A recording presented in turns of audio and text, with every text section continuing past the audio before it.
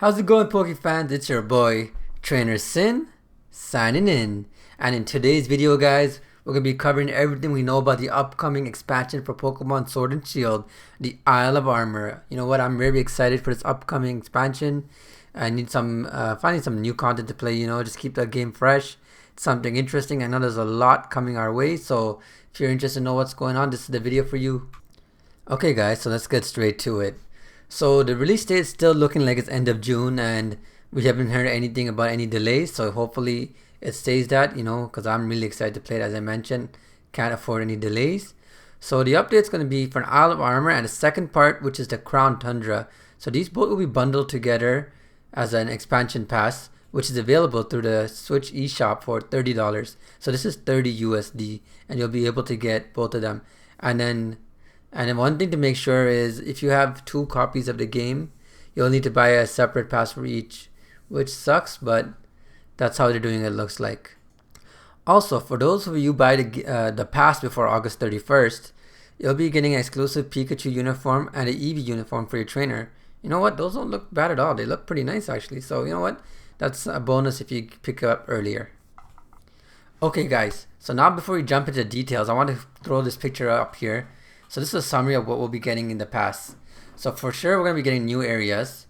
We're going to be getting 2 new Pokemon, Kubfu and Urshifu. So if you see this right here, Calyrex, that's going to be for the next expansion after this. So don't mind that. We're going to get Gigantamax forms for the Rillaboom, Cinderace, and Inteleon. We're going to get new regional forms for certain Pokemon. And Pokemon that didn't appear in Pokemon Sword and Shield will be available here. So I believe it's around 200. It's going to be new Pokédexes, new clothing items. New Pokemon added to the max battle rates. That's going to be fun.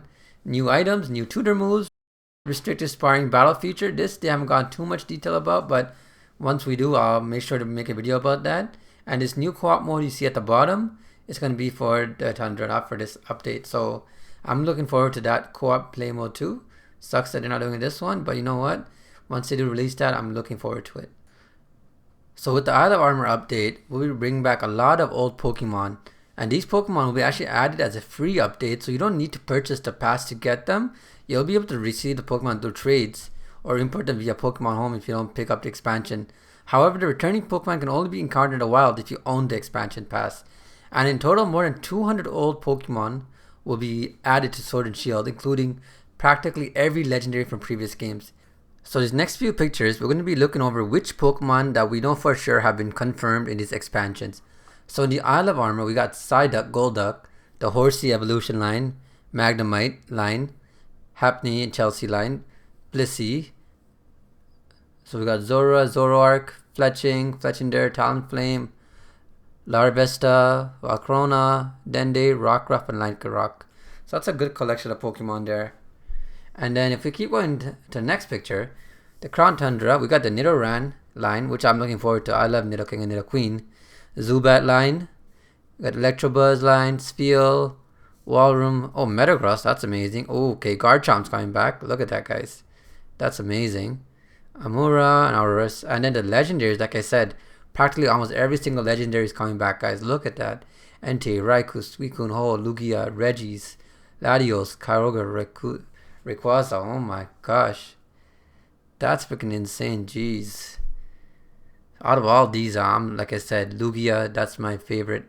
And Suicune, Entei, what are you guys looking most forward to catching? Leave a comment below. I want to know what legendary you guys are looking most forward to. And there's all Reshiram, Zekrom, oh my god, Tapus, this is insane, guys. So that being said, there's also going to be new Pokemon coming out on top of all the returning Pokemon. Each expansion is introducing a handful of new Pokemon to the game. So with the first expansion, we're going to be introduced to Kubfu, the Karate Teddy Bear Pokemon. Look at him. So he's a Wushu Pokemon, and his type is fighting. Look at that. Pretty interesting looking Pokemon right there. And then, so it looks like he has an evolution line, and he has 2 forms. He has the single strike form, that's one right here, and he has a rapid strike form, which is over here. For me, I kind of like the rapid strike form more. We also will be interested in new Pokemon Calyrex, but that will be down the road in the Crown Tundra update, so for now we'll leave him off this video. Another cool thing, guys, is this expansion introduces a lot of new forms for some older Pokemon which we already know. This is including Galarian versions of Slowpoke, Slowbro, Slowking, as well as Articuno, Zapdos, Moltres, and 2 new Regis.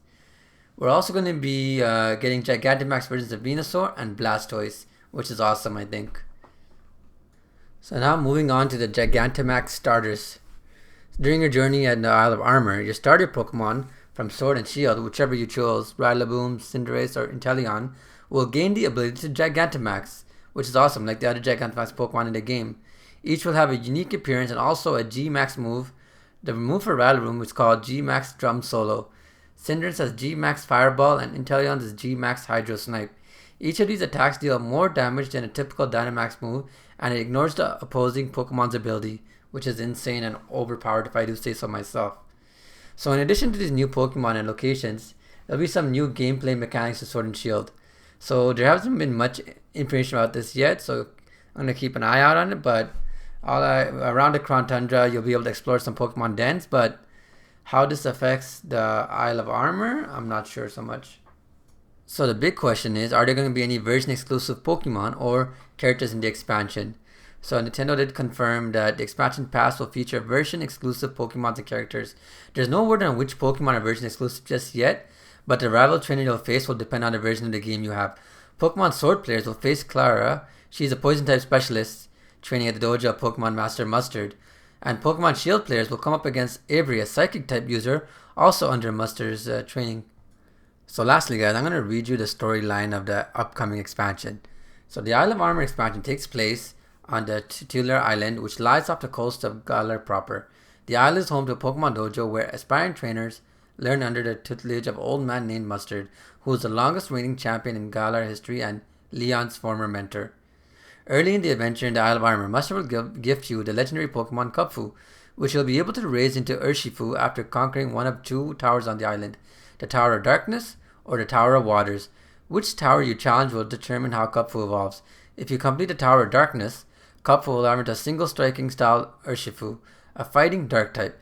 If you complete the Tower of Water, Kubfu will instead become the rapid strike style Urshifu, a fighting water type. During your adventures on the Isle of Armor, you'll also meet a new rival. This character will differ depending on which version of the game you own. Sword players will meet Clara and a deceptively cunning poison type trainer, while Shield players will encounter Avery, a gentlemanly psychic type trainer.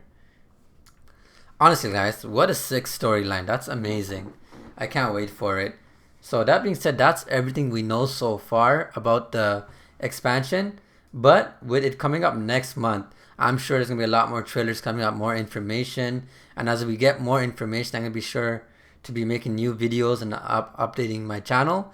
So if you guys found any value in this video, please make sure to subscribe, as like I mentioned, the game's going to come out, the expansion is going to come out soon, and I'm going to be uploading a lot of valuable content going over information. Alright guys, before I end the video, I want to talk about Zarude. So Zarude was supposed to be upcoming the next expansion as well, but it's looking like he's getting delayed and we won't be getting him anytime soon. So the reason being is, first of all, if you guys don't know who Zarude is, so Zarude is going to be the new mythical rogue monkey Pokemon, and he looks pretty awesome. Just like looking at his design, they did a really good job. So originally how we were supposed to get him is the Pokemon trainers who saw the movie would reportedly be given as code or something so they can get Zarude as a gift to bring them into the Pokemon Sword and Shield game. But with coronavirus COVID going around, the Pokemon Coco movie got delayed. So this movie is not going to be aired, so no one's going to be able to get the code which will let you get Zarude. And the even worse news is there's no way of being able to get this Pokemon in normal gameplay. So unless Pokemon decides to change their decision on making it only an event special and just making it like a regular patch and update, we won't be able to get this Pokemon.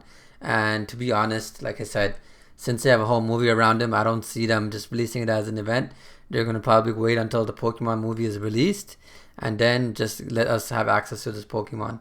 And to be honest, I know that upsets a lot of fans because there's been a lot of hype around the Pokemon community around this Pokemon, and you know what, we just had to wait a bit longer guys. And honestly guys, if you guys made it this far in the video, I appreciate it and I hope this was very helpful.